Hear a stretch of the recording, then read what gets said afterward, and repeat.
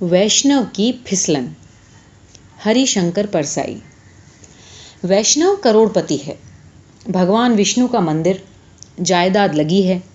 भगवान सूदखोरी करते हैं, ब्याज से कर्ज देते हैं। वैष्णव 2 घंटे भगवान विष्णु की पूजा करते हैं और फिर गादी तकिए वाली बैठक में आकर धर्म को धंधे से जोड़ देते हैं। धर्म धंधे से जुड़ जाए, इसी को योग कहते हैं। कर्ज लेने वाले आते हैं, विष्णु भगवान के वे मुनीम हो जाते हैं। कर्ज लेने वालों से दस्तावेज लिखवाते हैं। दस्तावेज लिख दी। राम लाल वल्द श्याम लाल ने भगवान विष्णु वल्द ना मालूम को ऐसा जो की। वैष्णव बहुत दिनों से विष्णु के पिता के नाम की तलाश में हैं, पर वो मिल ही नहीं रहा। मिल जाए तो वल्दियत ठीक हो जाए। वैष्णव के पास नंबर 2 का बहुत पैसा हो गया है। कई एजेंसियां ले रखी हैं, स्टॉकिस्ट हैं। जब चाहे माल दबाकर ब्लैक करने लगते हैं, मगर 2 घंटे विष्णु पूजा में कभी नागा नहीं करते। सब प्रभु की कृपा से हो रहा है। उनके प्रभु भी शायद 2 नंबरी हैं। 1 नंबरी होते तो ऐसा करने नहीं देते। वैष्णव सोचता है कि अपार नंबर 2 का पैसा इकट्ठा हो गया है, इसका क्या किया जाए। बढ़ता ही जाता है। प्रभु की लीला है, वही आदेश देंगे कि क्या किया जाए। वैष्णव एक दिन प्रभु की पूजा के बाद हाथ जोड़कर प्रार्थना करने लगा। प्रभु, आपके ही आशीर्वाद से मेरे पास इतना सारा 2 नंबर का धन इकट्ठा हो गया है। अब मैं इसका क्या करूं? आप ही रास्ता बताइए प्रभु, मैं इसका क्या करूं? प्रभु, कष्ट हरो सबका। तभी वैष्णव की शुद्ध आत्मा से आवाज उठी, अधम, माया जोड़ी है तो माया का उपभोग भी सीख। तू एक बड़ा होटल खोल, आजकल होटल बहुत चल रहे हैं। वैष्णव ने प्रभु का आदेश मानकर एक विशाल होटल बनवाई। बहुत अच्छे कमरे, खूबसूरत बाथरूम, नीचे लॉन्ड्री, नाई की दुकान, टैक्सियाँ, बाहर बढ़िया लॉन, ऊपर टेरेस गार्डन। और वैष्णव ने खूब विज्ञापन करवाया। कमरे का किराया 30 रुपए रखा। फिर वैष्णव के सामने धर्म संकट आया। भोजन कैसा होगा? उसने सलाहकारों से कहा कि मैं वैष्णव हूँ, शुद्ध शाकाहारी भोजन कराऊंगा। शुद्ध घी की सब्जी, फल, दाल, रायता, पापड़ वगैरह वगैरह। बड़े होटल का नाम सुनकर बड़े लोग आने लगे। बड़ी बड़ी कंपनियों के एग्जीक्यूटिव, बड़े अफसर और बड़े सेठ लोग। वैष्णव संतुष्ट हुआ। फिर वैष्णव ने देखा कि होटल में ठहरने वाले कुछ असंतुष्ट हैं। एक दिन कंपनी का एग्जीक्यूटिव बड़े तैश में वैष्णव के पास आया और कहने लगा, इतने महंगे होटल में हम क्या ये घास पत्ती खाने के लिए ठहरते हैं? यहाँ नॉनवेज का इंतजाम क्यों नहीं? वैष्णव ने जवाब दिया, मैं वैष्णव हूँ, मैं गोश्त का इंतजाम अपने होटल में कैसे कर सकता हूँ? उस आदमी ने कहा, वैष्णव हो तो ढाबा खोलो, आधुनिक होटल क्यों खोलते हो? तुम्हारे यहाँ आगे से कोई नहीं ठहरेगा। वैष्णव ने सोचा, ये तो धर्म संकट की बात है, मैं प्रभु से पूछूंगा। उस आदमी ने कहा, हम भी बिजनेस में हैं, हम कोई धर्मात्मा नहीं हैं, न आप और न मैं। वैष्णव ने कहा, पर मुझे तो ये सब प्रभु विष्णु ने दिया है। मैं वैष्णव धर्म के प्रतिकूल कैसे जा सकता हूँ? मैं प्रभु के सामने नतमस्तक होकर उनका आदेश लूंगा। दूसरे दिन वैष्णव साष्टांग विष्णु के सामने लेट गया। कहने लगा, प्रभु, ये होटल बैठ जाएगा। ठहरने वाले कहते हैं कि हमें वहाँ बहुत तकलीफ होती है। मैंने तो प्रभु वैष्णव भोजन का प्रबंध किया है, पर वे मांस मांगते हैं। अब मैं क्या करूं?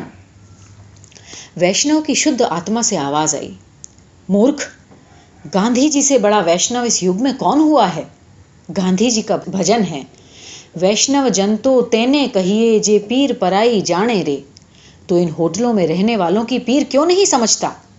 उन्हें उनकी इच्छा के अनुसार ही खाना मिलना चाहिए। वैष्णव समझ गया। उसने जल्दी ही गोश्त, मुर्गा, मछली का इंतजाम करवा दिया। होटल में ग्राहक बढ़ने लगे। मगर एक दिन फिर वही एग्जीक्यूटिव आया। कहने लगा, हाँ, अब ठीक है, मांसाहार अच्छा मिलने लगा है, पर एक बात है। वैष्णव ने पूछा, क्या? उसने जवाब दिया कि गोश्त के पचने के लिए कोई दवाई भी तो चाहिए। वैष्णव ने कहा, जी मैं लवण भास्कर चूर्ण का इंतजाम करवा दूं? एग्जीक्यूटिव ने माथा ठोका। कहने लगा, आप तो कुछ नहीं समझते। मेरा मतलब है शराब, शराब। यहाँ बार खोलिए। वैष्णव सन्न रह गया। शराब? शराब यहाँ कैसे पी जाएगी? मैं प्रभु के चरणों में चरणामृत का प्रबंध तो कर सकता हूँ, पर मदिरा, हे राम राम राम। दूसरे दिन वैष्णव ने फिर से प्रभु से कहा, हे प्रभु, वे लोग मदिरा मांगते हैं, मैं आपका भक्त मदिरा कैसे पिला सकता हूँ? वैष्णव की पवित्र आत्मा से फिर आवाज आई, मूर्ख, तू क्या होटल बिठाना चाहता है? देवता सोमरस पीते थे, वही सोमरस ये मदिरा है। इसमें तेरा वैष्णव धर्म कहाँ भंग होता है? सामवेद में 63 श्लोक सोमरस अर्थात मदिरा की स्तुति में हैं। तुझे धर्म की कुछ समझ भी है कि नहीं? वैष्णव समझ गया। उसने होटल में बार खोल दिया। अब होटल ठाठ से चलने लगा। वैष्णव खुश था। एक दिन एक आदमी आया और कहने लगा, अब होटल ठीक है, शराब भी है, गोश्त भी है, मगर मरा हुआ गोश्त है, हमें तो जिंदा गोश्त भी चाहिए, जिंदा गोश्त।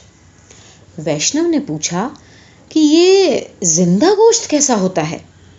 उसने कहा, अरे कैबरे कैबरे, जिसमें औरत नंगी होकर नाचती है। वैष्णव ने कहा, अरे बाप रे, राम राम। उस आदमी ने कहा, इसमें अरे बाप रे राम राम की कोई बात नहीं, सब बड़े होटलों में चलता है, ये शुरू कर दो तो कमरों का किराया भी बढ़ा सकते हो। वैष्णव ने कहा, मैं कट्टर वैष्णव हूं, मैं प्रभु से पूछूंगा। दूसरे दिन वैष्णव प्रभु के चरणों में था। कहने लगा, प्रभु, वे लोग कहते हैं कि होटल में नाच भी होना चाहिए, आधा नंगा या पूरा नंगा। वैष्णव की शुद्ध आत्मा से आवाज आई, मूर्ख, कृष्णावतार में मैंने गोपियों को नचाया था, चीर हरण तक किया था, तुझे क्या संकोच है?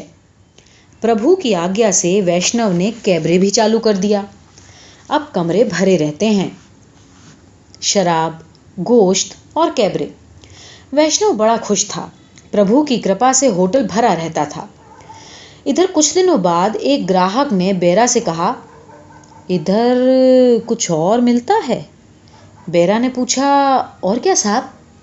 ग्राहक ने कहा, अरे कुछ और, वही मन बहलाने को कुछ, कोई ऊंचे किस्म का माल मिले तो ले आना।